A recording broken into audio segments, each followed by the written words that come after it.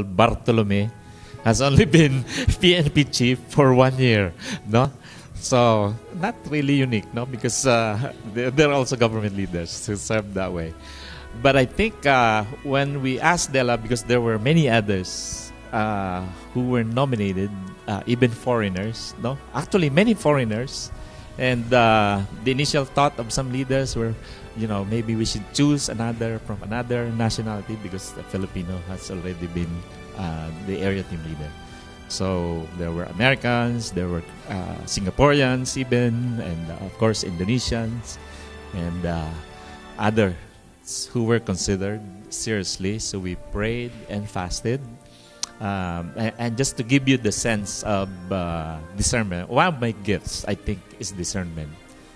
And I kind of tested this with national team leaders in the countries, right?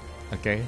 So I asked them, since I am transitioning, who do you think should succeed me? Without telling them the candidates, the three members of those that were shortlisted. And all the guys whom I asked, without talking to one another, actually said, Chris Uy.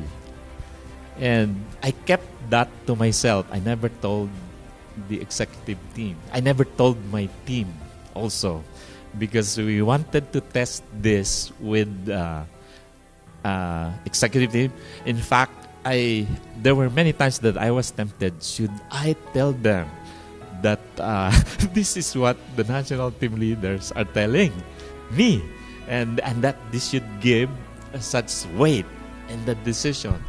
But somehow the Lord restrained me from doing that, and I said, this will be a confirmation. If they choose him, then that is really from the Lord.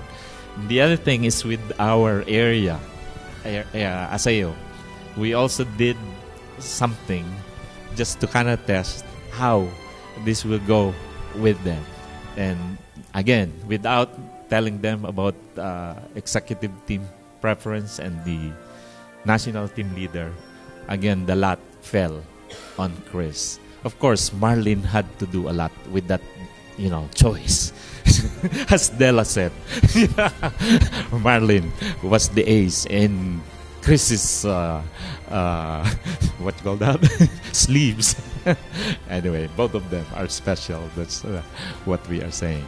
And that gave us a sense of peace that this decision is not necessarily just made or cooked by men, but that the Lord all along in the last 4 years was eyeing someone whose heart is completely His. 2 Chronicles 16:9, because none of us know the heart of man except God.